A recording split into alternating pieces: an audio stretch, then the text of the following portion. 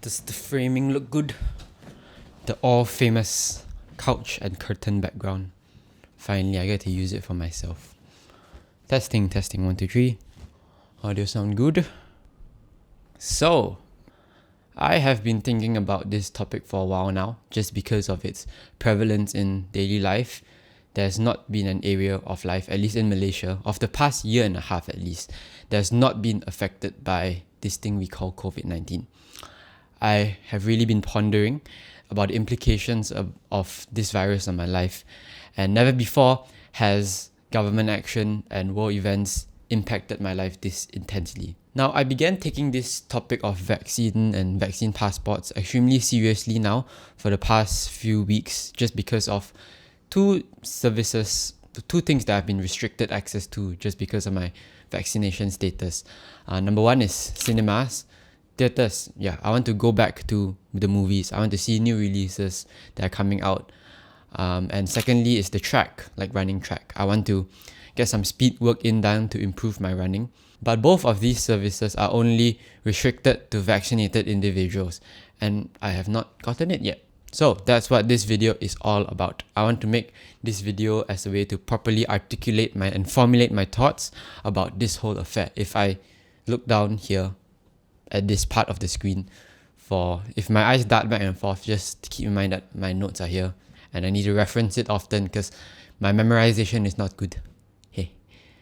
Yeah, so excuse my wandering eyes. I'll try my best to keep my eyes on the camera, but if it tilts down here, just know that I'm looking at my notes. The first 3 parts of this video outlines the reasons why I have not gotten the vaccine yet. The 4th part talks about the messaging and public discourse surrounding this topic. And the final part discusses my predicament and the situation I find myself in. So bear with me as I try my best to talk and stumble about my words for a bit. But first, let me preface this video with a few warnings. Warning. Number 1, what I'm about to say is an opinion. It's an opinion, dude. Okay? These are my thoughts, my point of view. You are free to disagree with whatever I say. All I aim to do with this video is, as I said, articulate my thoughts properly. By no means is this scientific, although I have formulated my opinions on the data and evidence that I can find. I am not a science person, which leads me to number 2. I'm not an expert science person. This video is not medical advice. This video is not scientific by nature. It's not educational by nature. I'm only giving you my opinions, right? I'm not even that old. I might not even be mature enough to talk about this topic, but it has affected me, so I will talk about it here. Number 3, my last warning is that my point of view on this subject goes against the grain of the prevalent messaging and public discourse that has been going around these days. At least in Malaysia anyways. I have not yet heard anyone around me that has the same views that I have on this subject. So these thoughts are by no means original, but in my view, they are seldom espoused upon.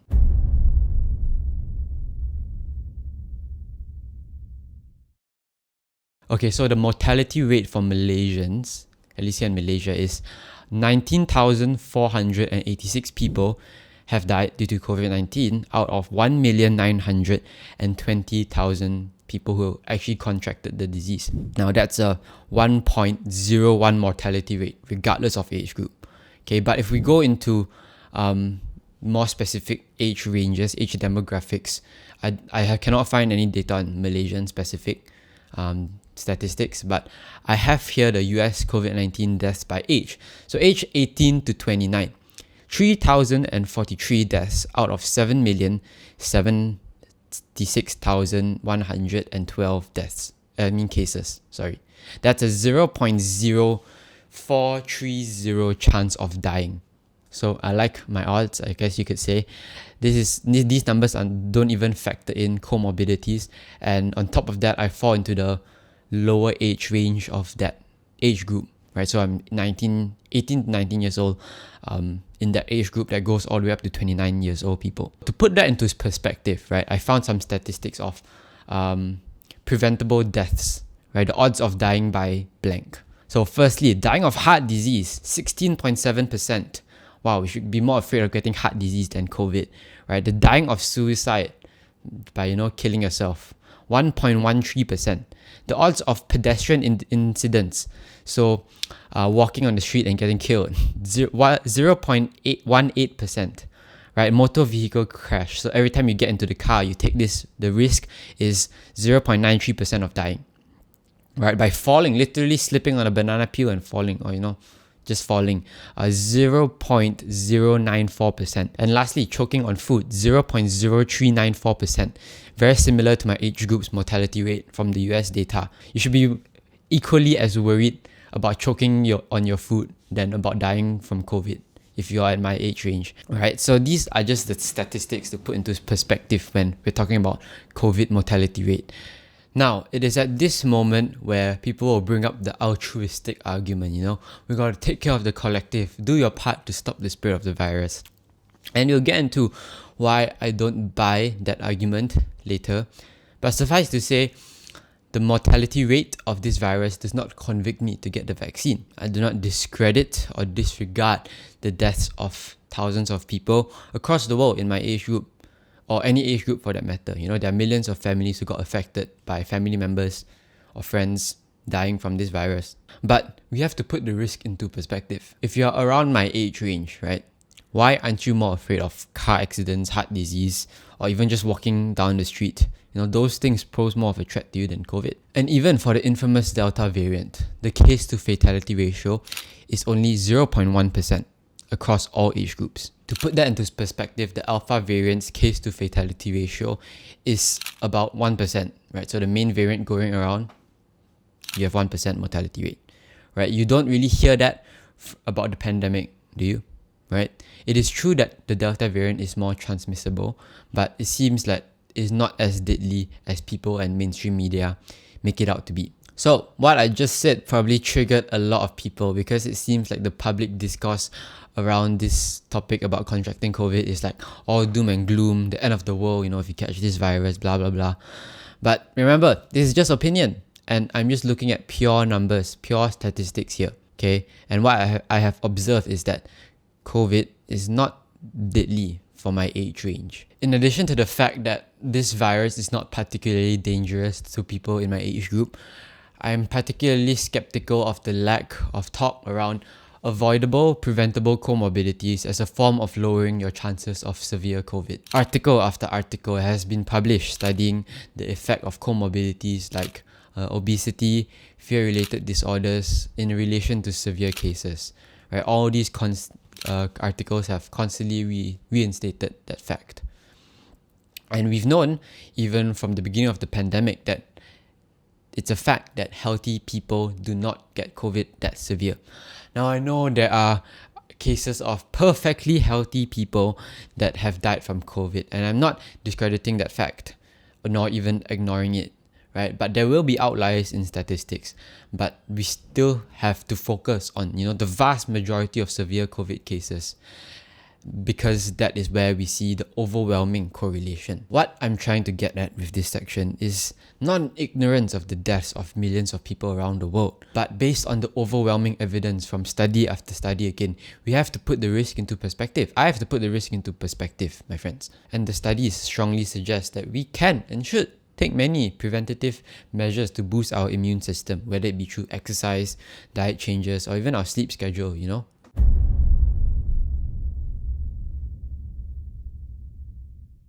And now comes the section of conspiracy. Ooh. Right, this is where all the terms come out, like anti-vaxxer, conspiracy theories, and other nasty terms, I can't think of any at the moment, but we just leave it as that. And I get it. If you listen to my argument here, it might be easy to lump me in with people who are actually against any form of medical intervention. In my experience, it's strange that any perspective that is contrary to the norm or that is towards vaccine hesitancy is immediately shut down by just calling people names, But anyways, I digress. I am in general very pro-vaccination. I do not doubt that the COVID vaccine's deployment is probably one of the greatest medical breakthroughs of the past few decades. Right? It's a marvel that companies has managed to produce an inoculation that reduces severe COVID cases by a lot and very effectively.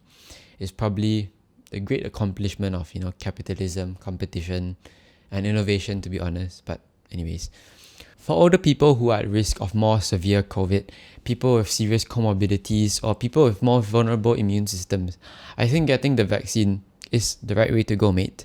I took my grandparents a few months back to get their shot, and it was great. We had a fun outing time, But for me personally, I'm still hesitant to get the shot because of the potential long-term side effects. I do not see why this is a controversial take. From all the sources I've looked at, no doctor can solidly confirm whether there will be potential side effects from the vaccines, let's say 30 to 50 years down the road. They say it is unlikely, but they're still not sure because you simply can't know. You have no sample data that you can reference, because the vaccines just have not been around for that long. If we had these COVID-19 vaccines for decades now, well, number one, we won't have a pandemic. But secondly, I think I would be a lot more comfortable with taking them. A lot more willing at least. Simply because we would have long-term data. But as it stands for now, we don't. Therefore, I am hesitant to take the vaccine. Why is that a controversial take? It all comes down to a risk-benefit analysis for me. The potential side effects of the vaccine versus the mortality rate of getting COVID. For me personally, again, this is opinion. This is what I think. I'm more concerned about the long-term side effects of the vaccine than I am about the virus itself. That's just me. Feel free to disagree.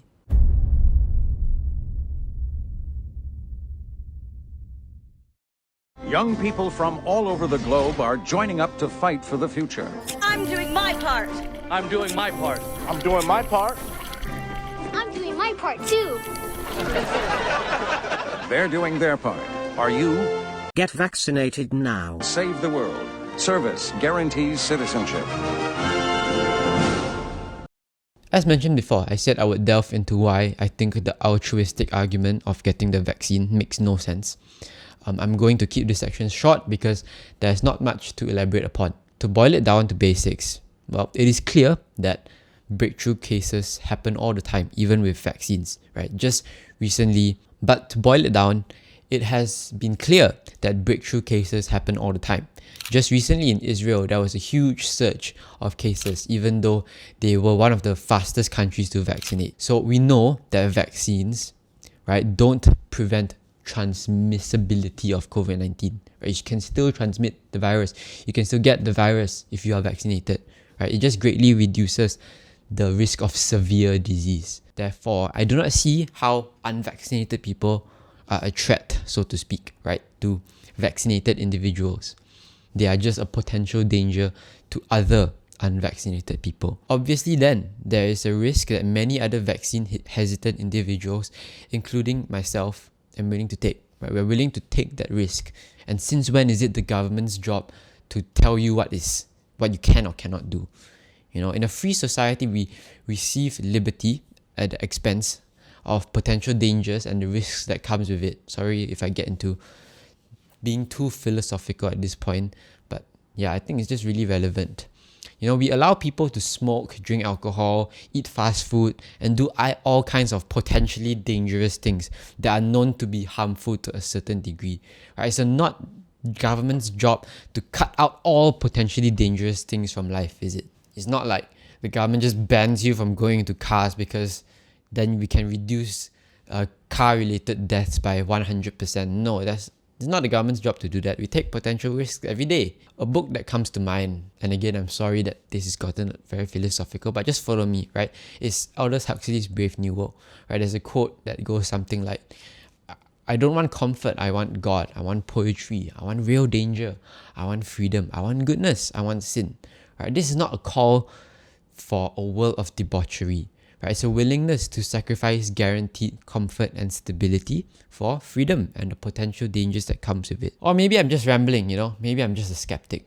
Maybe these authoritarian vaccine mandates will just blow over. Right? Who knows? But these are just some things to think about, and they are really worrying for me. All in all, what I'm trying to get at is that unvaccinated people are no more a danger to vaccinated people than just other vaccinated individuals. If you get the vaccine, you're protected, you're good. Why do you need to worry about other people giving you the virus? And that is the fundamental disagreement I think I have with the altruistic argument of taking the vaccine. And on top of that, the rhetoric, the mainstream rhetoric around this topic goes deeper than just vaccines. It's about the right to choose and a deeply worrying move about the government invading basic principles of freedom for the sake of perceived safety. Which properly leads me to... Now, if you'd allow me, I would like to elaborate more on the growing overbearingness of government and the public discourse surrounding this topic. There's a growing movement where only a few educated elite people who know the science will, instruct everybody else on what to do surrounding this pandemic. Us unschooled plebeians and simpletons will just, receive all the information and do whatever they tell us to do.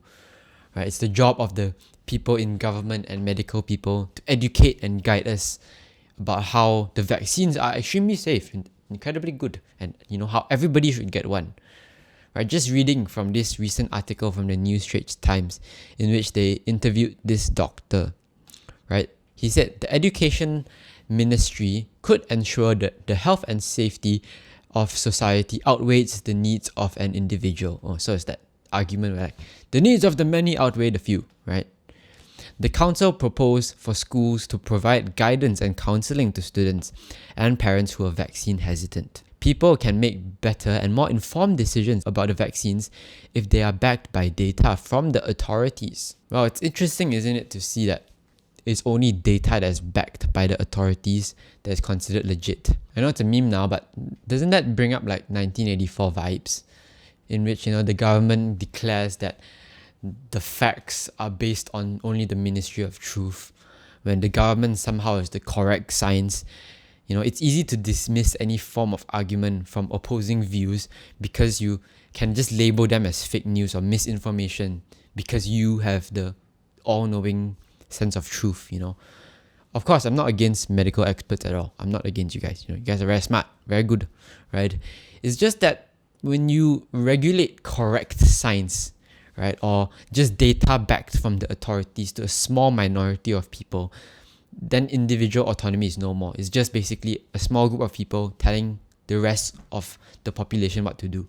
Shouldn't people be allowed to do their own research from independent sources online or, articles that they find on Google Scholar or something? Yes, there may be times that people get the facts wrong, where I get the facts wrong, right? But just streaming all sources of information into one standard of truth by the government is very scary. Information backed by authorities, only considered legit for some reason. Right? And again, this article from Edge Markets, right, entitled, this is really intense. If persuasion doesn't work, we'll have to mandate vaccination. It sounds like a parent saying like, if you don't do your homework, no video games for you. Don't make me do this. Malaysia is also looking to introduce some form of vaccination dividend for those who are fully vaccinated so that they can free themselves to some degree from being locked down. This is surely to help boost vaccination numbers, reopen the economy and save livelihoods, right? This is what we are seeing now, right? Only vaccinated people can engage in certain activities. But there may be a significant number who still resist. The rebellion must be crushed. Soon the rebellion will be crushed and young Skywalker will be one of us. If that happens, the government may have to have no choice but to mandate vaccination. Will there be opposition? For sure, there will be some, especially from those who prioritize personal freedom. They're making it seem like personal freedom is dangerous. You prioritize for personal freedom, that's pretty cringe, man. Right? We say to this group, your freedom to be unvaccinated affects someone else because you can get infected and spread the virus to your relatives, friends and colleagues. So can vaccinated people. What about their right to be safe? They are already safe. They have the vaccine. The bottom line is the larger public interest must be prioritized over that of the individual when it comes to public health and safety. We hope it will not come down to this. But if it does become necessary, we will support mandatory vaccination. What? Doesn't that sound really intense? Right? In my estimation, this is the prominent view of a lot or the majority of Malaysians. It is crazy that somehow they're able to demonize personal freedom. And I've seen that tactic played a lot, where they'll try to guilt trip you into thinking that somehow you are a danger to vaccinated friends and family just because you can carry the virus. When in reality, like, everyone can still be a carrier of COVID-19, right? It's just the severity of the disease that affects the individual. So yeah, it is worrying to me that people are so quick to easily give up their personal freedom when it comes to the pandemic, right? We're so quick to accept whatever regulation and rhetoric that the government puts out. Just recently, there was this World of Buzz post, I know a lot of Malaysians are so into World of Buzz. So yeah, reading from their post, I think a few months back, I'm not sure. Don't take SOP relaxations for granted. Health Director reminds fully vaccinated individuals.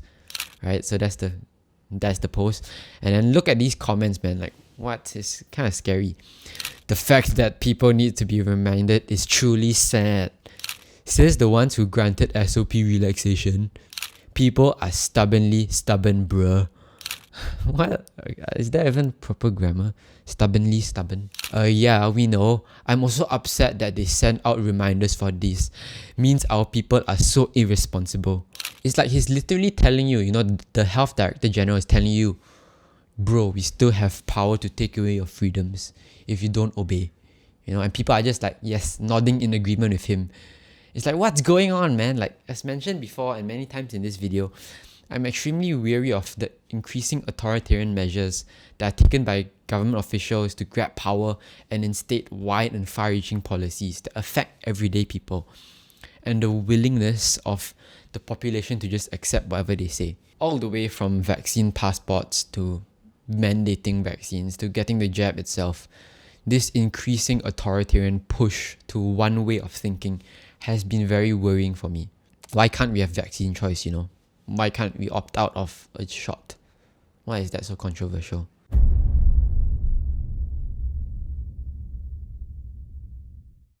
So already in Malaysia, I've stated many times, we've seen the government instate vaccine passports without any public debate or discussion about it. It's basically soft persuasion to force vaccine hesitant people into getting the jab. In UK, they were discussing it, but eventually dropped it. This article from The Guardian sort of summarizes the dangers and the slippery slopes of vaccine passports. Right, but in Malaysia, vaccine passports just happened. Now, if you want to dine in, go to the movies, or just participate in normal life, you're forced to show proof of vaccination. It's like a show your papers society. I have already mentioned, I don't agree with this. It's dangerous. It's a slippery slope. There's a danger that it creates a two-tier society, Therefore, that leads me to my predicament, right? This sticky situation I find myself in, where I'm not allowed to partake in everyday life because I'm over the age of 17 and do not have the vaccine yet. So I'm technically not allowed to meet with friends, have social gatherings, go to the movies or dine into restaurants, So I'm not sure, really. I'm genuinely considering getting the vaccine at this moment just because of the restrictions that are placed on me. I have my reasons as to why I have gone this long without taking it, as I've stated in this video. Right, but it seems like I've been backed into a corner. It seems like I have no choice. I believe that it would be going against my conscience and common sense in general to get the vaccine. So I'm genuinely not sure. I'm genuinely thinking about it now. I'm kind of conflicted. It might seem like very counter logic at this point because I've just given you all my reasons as to why I'm vaccine hesitant. And now I'm telling you that I might get the shot. But that's because I've been forced into a corner. I cannot participate in normal life without getting the jab. So it's really conflicting for me. We'll see about that. Before closing this opinion piece, I would like to list a few influential people on the interwebs who have shaped my view on this topic. Firstly is Dr. Mike Matzo from the YouTube channel High Intensity Health. He's a big proponent of exercise and lifestyle to combat infectious disease. Secondly is Dr. Sunil Dan on YouTube, who talks a lot about natural immunity and lifestyle choices again to combat COVID-19. And he takes a very objective view on this topic. And lastly is Brett Weinstein from the Dark Horse podcast. I know he's not a medical science person, but he's a biologist who supports this idea of vaccine choice.